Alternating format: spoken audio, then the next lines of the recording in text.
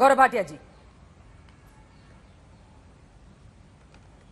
चित्रा जी देखिए, ऐसा है, इन्होंने एक सपना देखा था, वो सपना टूट गया, पाकिस्तान के दिल में खंजर लगा।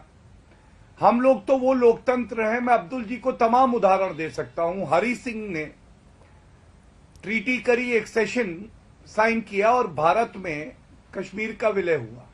और आपको मालूम है अब्दुल जी, अनुच्छेद 370 एक संवैधानिक प्रक्रिया के तहत 72 साल बाद जो लोकतंत्र का मंदिर है उसमें हटाया गया।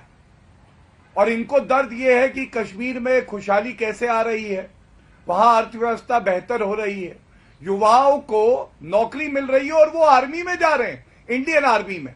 ये इनको दर्द होता है। और देखिए, हमारे यहां एक कहावत है अब्दुल जी, इस व्यक्ति ने पैसा तो बहुत कमाया लेकिन इज्जत नहीं कमाई। लेकिन इनको दर्द चित्रा जी इसलिए होता है कि ना इन्होंने पैसा कमाया और ना इज्जत कमाई विश्व में। हम सब जानते हैं कि अगर किराए का कोई सामान चाहिए हो, चाहे गधे हो, चाहे गाड़ियां हो प्रधानमंत्री की, या सेना को भी किराए पे देना हो, तो पाकिस्तान में होती है।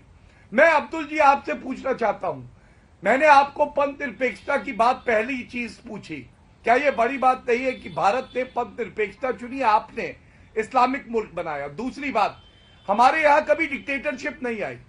आप बताइए, बड़ी बात नहीं है क्या? हमारे यहां मिलिट्री का जो कमांडर होगा, वो जो चुनी हुई सरकार है ना, उसके आदेश का पालन करेगा।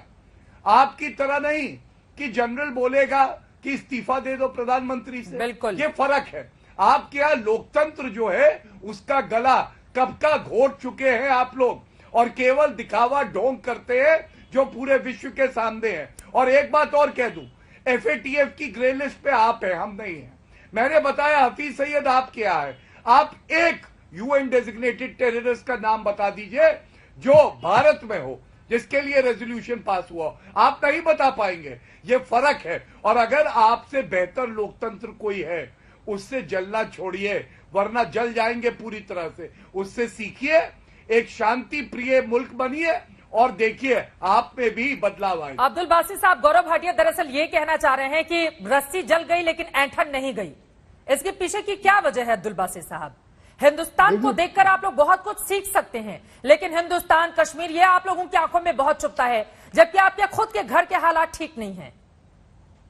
नहीं, हम तो नहीं सीखना चाहते, क्योंकि देखिए पहली बात तो ये है कि हमें इस बात पे फख्र है आप कि तो अफगानिस्तान से सीखना चाहते हैं, तालिबान से सीखना चाहते हैं। देखिए हमें इस बात पे फख्र है कि Pakistan Islamic Republic of Pakistan है। इस पे हम अपोलोजेटिक नहीं, हमें इस बात पे फख्र है।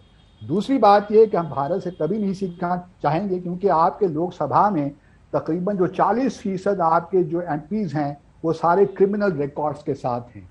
तो हमें इस किस्म की जमहूरियत भी नहीं चाहिए जहां पे लोकसभा में 40% के करीब जो MPs हों उनके खिलाफ क्रिमिनल केसेस मौजूद हों।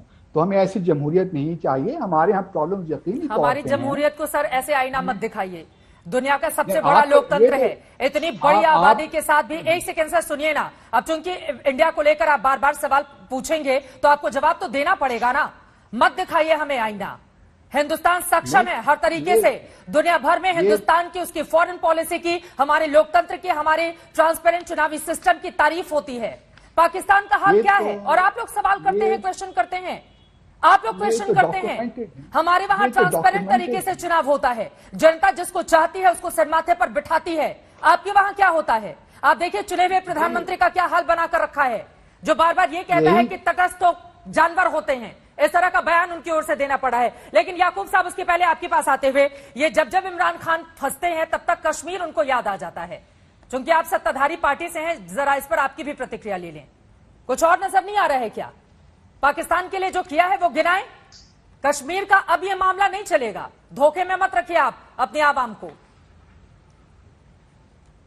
मैं आपका सवाल जरा सुन नहीं पाया, लेकिन इससे पहले कि मैं आपके सवाल का जवाब दूं, मैं अगेन गौरव भाटिया जी को रिस्पॉन्ड करना चाहूंगा कि शायद मेरा ख्याल था कि वो सुनने के बाद वो जरा जहर उगल्ला कम कर देंगे। मुझे तो अब उस सांप का भी डर लगता है, जिसने कभी गौरव भाटिया को अगर डस लिया तो वो सांप भी मर जाएगा। प्लीज याकूब साहब, इस तरह की बदजुबानी ना आप लोग अपने विपक्षी नेताओं के लिए ही रखिए।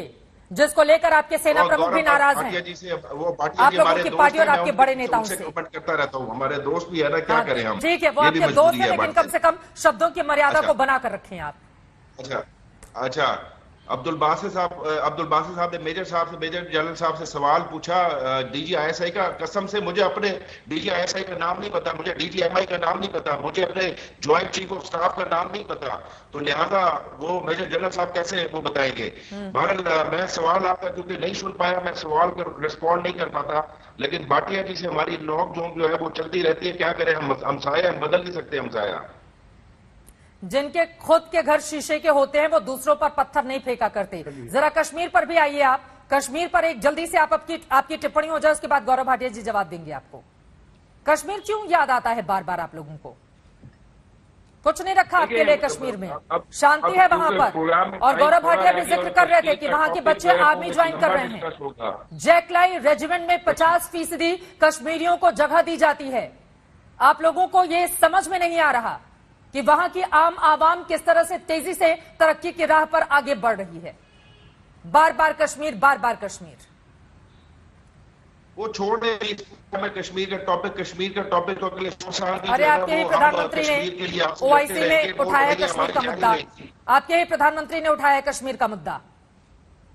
कश्मीर का इसलिए मुद्दा है कि उस पर अक़वाम मुत्तहिदा की सिक्योरिटी काउंसिल की करारदादें हैं, उसको रिजॉल्व होना है उन करारदादों के मुताबिक, इसलिए उठाया जाता है बार बार।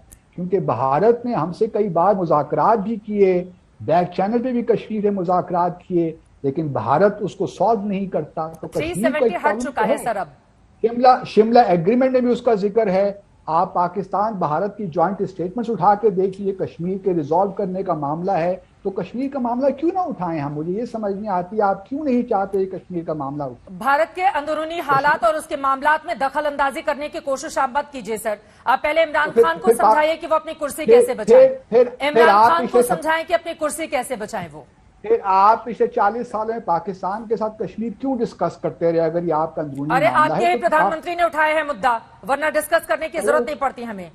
हम तो बस ये सवाल पूछ रहे हैं कि कुर्सी जब खतरे में है, जाती हुई दिखाई दे रही है, तो कश्मीर याद आ रहा है उनको। आ रही हूँ गौरव जी।